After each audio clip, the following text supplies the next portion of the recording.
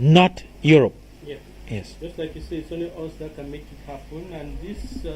Joining us equally will be Daniel Mwambonu. Now, let's talk with you, Mr. Daniel Mwambonu, the President of the United States of Africa. Thanks for joining us this day on the program.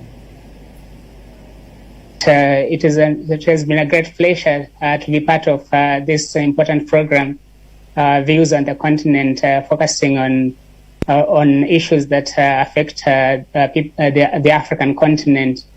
And today is a very important day for the African people and the African nation. We are commemorating the African Liberation Day to assess how far we have come.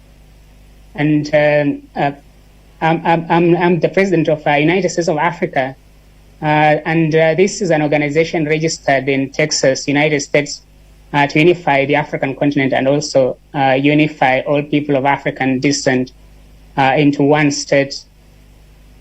Thanks for having me in this program. How far have you been doing? What are some of the achievements you are recording, and what is your mission as an African with an organization titled United States of Africa? What is your mission, and how much are you achieving as an African moving towards the goal you want to achieve, uniting Africa? We have achieved a lot in the last 5 years since I started the United States of Africa campaign on Facebook page. Where I had only 600 followers, and we began this campaign to unify all people of African descent and also advocate for their rights and freedoms. And this year we hosted the first ever African History Month conference to celebrate the achievements of people of African descent and acknowledge Africa's enormous contributions towards the world's civilization, because for a very long period of time, the achievements of Africa have been downplayed and even stolen. Our history has been told from the eyes of those who colonized us. In 2020, another achievement, we held the first ever African Business Month conference to provide an opportunity for people of African descent to promote their products and services. And this was an opportunity to also network among businesses in Africa and also businesses in the diaspora. And United States of Africa has done an incredible job in bringing together people from Africa, people of African descent in the Caribbean, in the South Pacific. We have been working on a campaign to decolonize West Papua, which has been under Indonesian colonialism for the last 58 years. And this is a black nation that we're talking about. When we celebrate the African Liberation Day, it's important reminder that the liberation of Africa is far from being achieved. Africa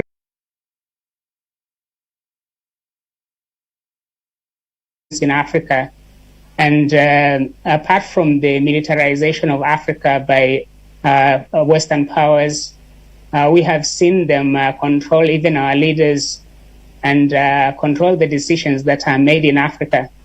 And if you look at the African Union, it's heavily controlled by France and all the Western powers, China, the United States, the European Union.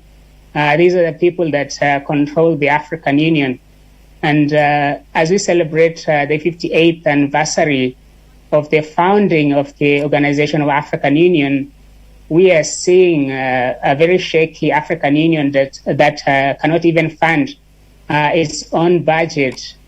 And it's an African Union that has a very huge begging bowl, begging for euros and dollars. When you visit the African Union website, you'll see that that bold African hand that is begging for euros. And having this kind of mentality of relying on foreign aid is what has impaired Africa's economic progress and has denied Africans the right to self-determination when it comes to determining our economic affairs, political affairs, cultural affairs.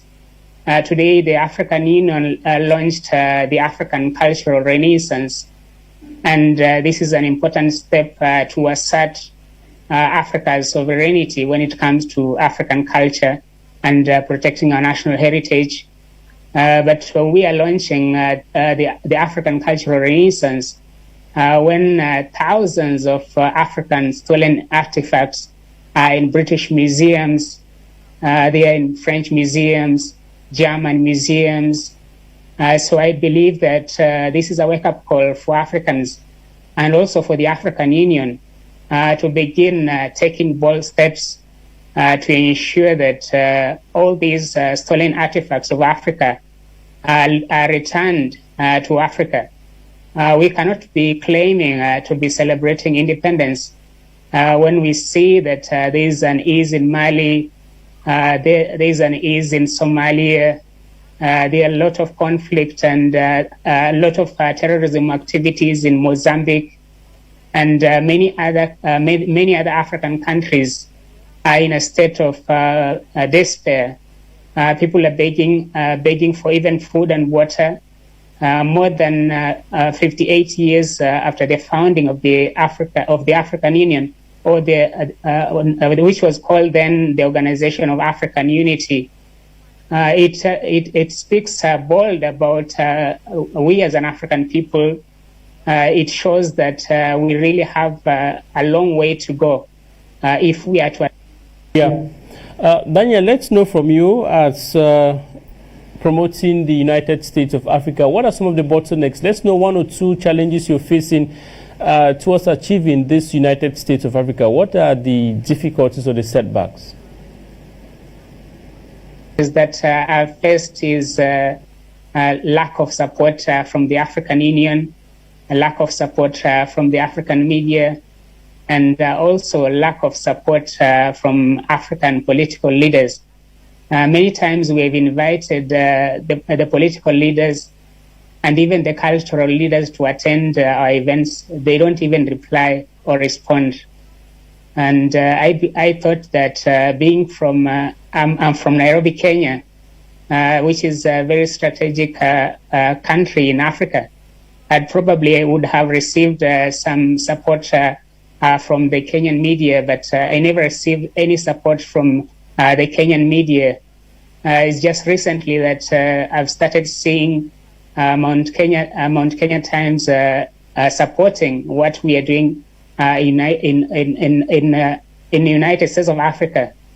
And also another challenge is the lack of funding.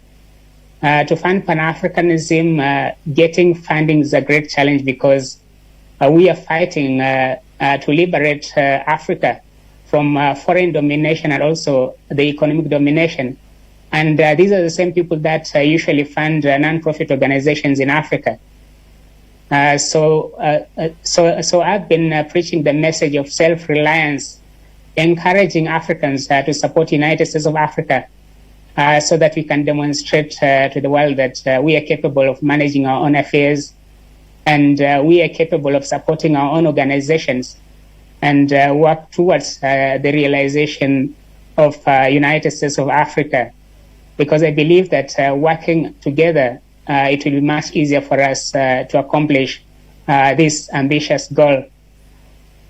All right, thank you very much, Daniel Mwambonu. You are the President of United States of Africa. I want to thank you so very much for being there on the program today, and we're wishing you a wonderful celebration and carry on with your different activities as you're commemorating today as the African Day. We're glad to have you on the program today. And let's get back to you, Professor Mark Anthony. Now, we're looking at the African Union from the Organization of African Unity to the African Union. Many are now calling